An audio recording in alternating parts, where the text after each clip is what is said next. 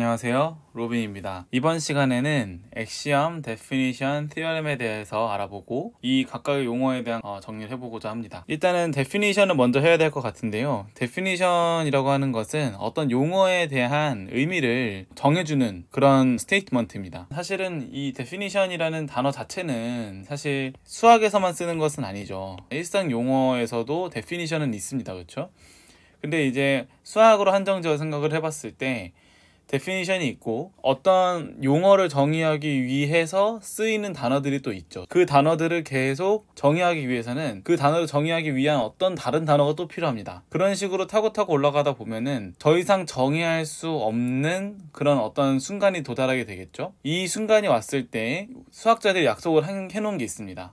이 정도까지 여기서부터는 더 이상 정의가 안 되는 것 같으니, 혹은 더 이상 순환이 발생하지 않고 독립적이니 여기까지는 우리가 참인 것으로 인정을 하자라고 하는 어떤 특정한 어떤 규칙 내지 용어들이 있는데, 그런 것을 엑시엄이라고 합니다. 물론 이런 공리라고 하는 것은 수학자들이 정해놓긴 했지만 일반적인 사람들이 그냥 정해도 됩니다. 우리 모두가 나 이거 공리로 채택할래 해도 돼요. 절대적인 것은 아닙니다. 하지만 우리가 그냥 갑자기 아무거나 이거 공리로 채택하겠습니다 라고 하면은 인정을 하지 않겠죠. 누군가는 인정하지 않을 거고, 누군가는 반박을 제기할 수도 있을 거고, 여러 가지 경우가 있을 것입니다. 그래서 일반적으로 이제 우리가 공리계다라고 이렇게 얘기를 하는 그 공리들은 오랜 기간 동안 논의를 거듭한 끝에 확립한 것들입니다. 그래서 집합론에서 쓰이는 대표적인 공리계라 함은 ZFC 공리계가 있습니다. ZF는 사람의 이름의 앞글자를 딴 것이고요. C는 초이스 약자를 딴 것인데, 자세한 설명은 구글링을 해보시면 좋을 것 같습니다. FC 공리계를 지금 설명하고자 하는 것이 아니라 우리는 이 ZFC 공리계 위에서 집합론을 시작한다, 이 사실을 알아두시면 좋을 것 같아요. 그래서 우리가 익히 알고 있는 것들이 다 ZFC 공리계입니다. 예를 들어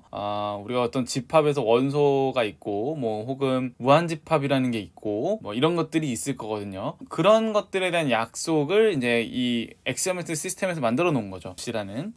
그래서 이제 그런 공리계가 있다라는 것으로 이해하고 넘어가시면 되겠습니다. 데피니션은 방금 말씀드렸다시피 주어진 공리계에서 그런 용어들을 가지고 쌓아나가 만든 것이죠. 어떤 용어에 대한 의미를 명확하게 하는 것이 바로 정의이고, 많은 수의 사람들이 사실 수학을 어려워하는 이유는 여러 가지가 있을 것입니다. 근데 그 중에서 제가 많이 과외를 해보고 가르쳐 봤을 때 많은 분들이 공통적으로 겪고 있는 문제가 뭐였냐면, 어떤 용어에 대한 정의를 잘 모르세요. 무한급수라고 했을 때 무한급수라고 하면은 그냥 무한에 더하는 거예요, 이렇게 생각을 하고 실제로 문제를 그렇게 풉니다. 하지만 고등학교 때는 운이 좋아서 문제를 풀었을 때 딱히 정의를 정확하게 알지 않아도 문제는 풀 수 있거든요. 하지만 그게 결과적으로 이제 쌓아나가는 과정에서는 언젠가는 구멍이 생기겠죠. 그래서 나중에는 그런 습관들이 쌓여서 무한급수만 정의를 안 했겠으니까 사실은 여러 가지 정의를 안 했을 거기 때문에 명확하게 잘 모르기 때문에 결과적으로 나중에 그런 문제가 생긴다는 것이죠. 그래서 사실 수학 공부의 출발점은 이런 정의들을 매 순간 확실하게 명확하게 납득을 해야 된다는 것입니다. 물론 정의에 있는 식만 보고 혹은 정의에 있는 스테이트먼트만 보고 이해하기는 어려울 수도 있어요. 그러면 이제 그런 것들을 이해하기 위해서 어떤 이그젠플이라든지 티어렘이라든지 이런 것들을 보면서 이제 여러 번 익히는 관점을 할 수는 있으나, 항상 마음속에는 난 이 정의를 내가 제대로 알고 있는가 를 항상 생각하고 있으셔야 된다는 말씀입니다. 두 번째로는 theorem이라고 있는데, 우리가 앞에서 이제 용어들을 정의를 했잖아요. 그래서 그 정의된 용어들을 가지고 이제 실제로 증명해야 될 것들, 증명하고자 하는 내용에 대한 스테이트먼트를 실어 놓은 것이 바로 theorem입니다. theorem은 우리말로는 정리이고요. 이것이 실제로 증명을 해야 되는 대상인 거죠. 그래서 우리는 이제 보통 증명한다 라고 하면은 theorem을 증명하는 것입니다. 여기서 조금 더 나아가 보자 하는데요. 수학을 조금 더 공부하시는 분들에게는 필수적이고, 아닌 분들에게도 이제 교양으로 좀 보셨으면 좋겠는 내용입니다. 사실 이 theorem에는 기능적인 측면으로 특이한 애들이 있습니다. 예를 들어서 theorem A가 있다 가정을 해보겠습니다. 이 A를 우리가 증명하고 싶어요. theorem A 딱 쓰고 증명한 다음에 증명을 쭉 시작하면 됩니다.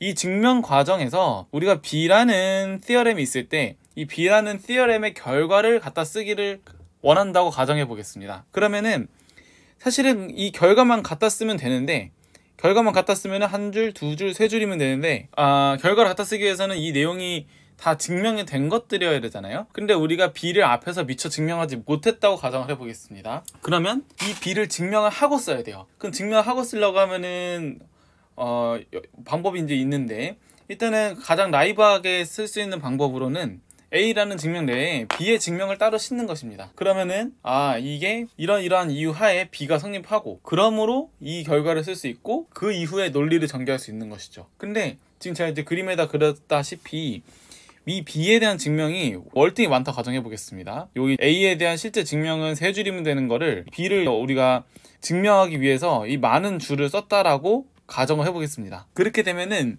사실은 이 B의 증명 자체는 A의 메인이 아니에요. 우린 결과만 쓰고 싶었는데, 그럼에도 어쨌든 증명을 해야 되니까 이렇게 뭔가 배보다 배꼽이 더 커지는 그런 상황이 발생한 것입니다.